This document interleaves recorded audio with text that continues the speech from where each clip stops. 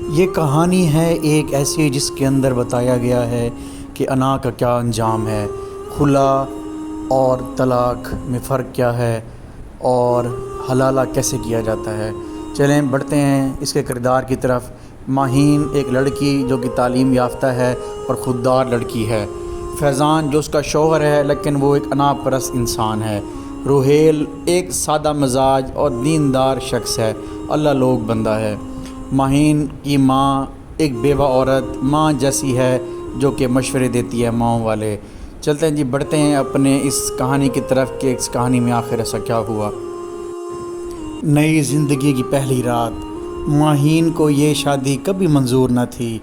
فیضان اس کے لیے وہ مرد تھا ہی نہیں جسے وہ زندگی میں شریک حیات دیکھتی، مگر ماں کے دباؤ، خاندان کی عزت اور وقت کی تنگی نے اسے مجبور کر دیا۔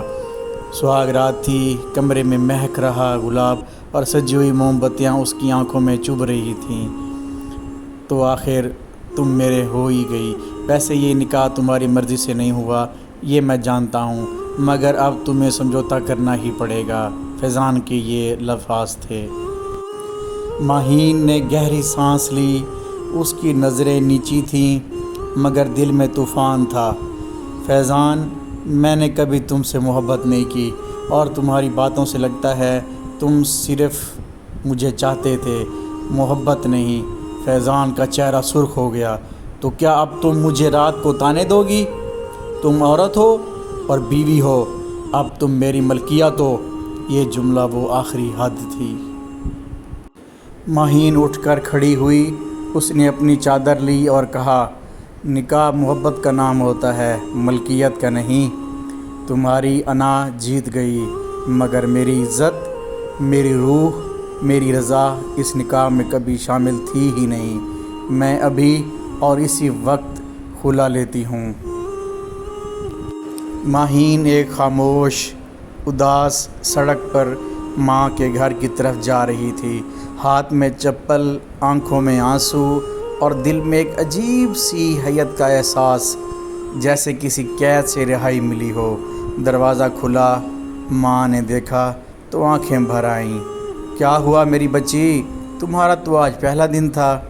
ماہین نے چادر مضبوطی سے لپیٹی اور بس اتنا کہا، ماں، میں نے فیضان کو چھوڑ دیا۔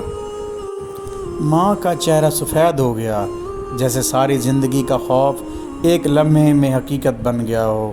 بیٹا، طلاق کوئی کھیل نہیں، اب تمہیں حلالہ کرنا پڑے گا، ورنہ دوبارہ نکاح ممکن نہیں۔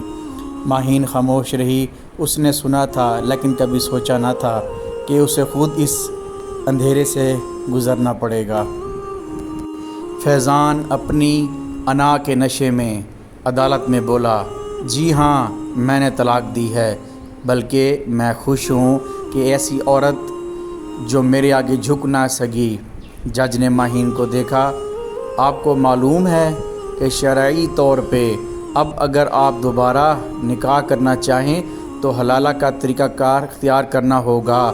ماہین نے نظریں اوپر کیں اور کہا، جی میں سب جانتی ہوں اور میں کوئی کھیل نہیں کھیلنا چاہتی۔ یہ معاشرہ جو کرتا ہے میں اسے آئینہ دکھاؤں گی۔ یہ جمعے کی دوپہر تھی، مسجد کے صحن میں سناٹا تھا اور ماہین اپنے دوست کے ساتھ وہاں موجود ایک عالم دین سے مشورہ لینے آئی تھی۔ وہ عالم دین کوئی عام مولوی نہیں تھا، وہ روحیل شاہ تھا، ایک پرانے بزرگ کا پوتا جس نے دنیا سے کنارہ کیا مگر دل میں درد باقی رکھا۔ ماہین نے اپنی کہانی سنائی، خاموشی طویل ہو گئی۔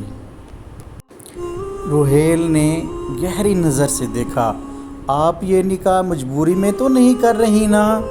ماہین کی آواز رک گئی، نہیں، میں اسے صرف راستہ سمجھتی ہوں اور آپ کو امانت۔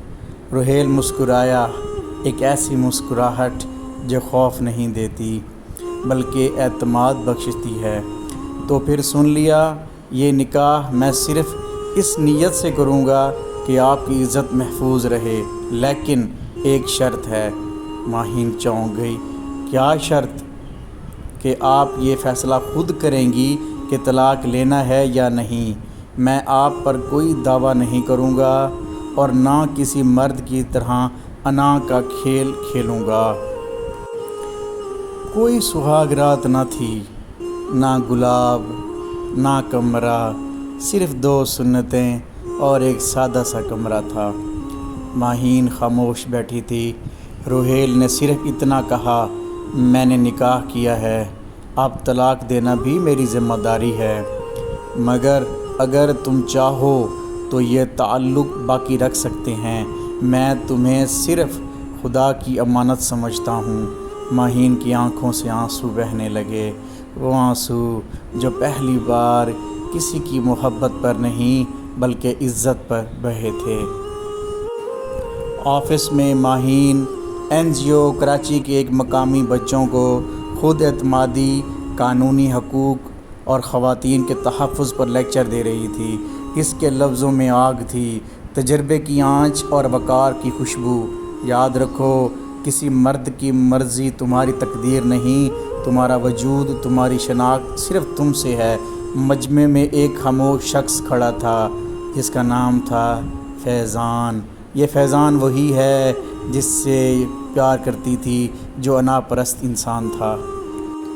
فیضان نے جب ماہین کو اس حالت میں دیکھا، باوقار، بولتی ہوئی، سنائی دینے والی، تو اسے وہ پہلی رات یاد آئی جب وہ سمجھا تھا کہ وہ جیت گیا، لیکن آج وہ ہار چکا تھا۔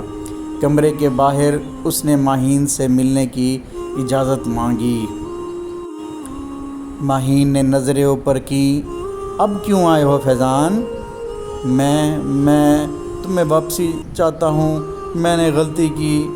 ماہین نے کچھ لمحے سوچا، پھر صرف اتنا بولی، اب میں وہ عورت نہیں رہی جسے تم نے چھوڑا تھا، اور یہ زندگی اب تمہاری پناہ گاہ نہیں ہے، یہ میری پرواز ہے۔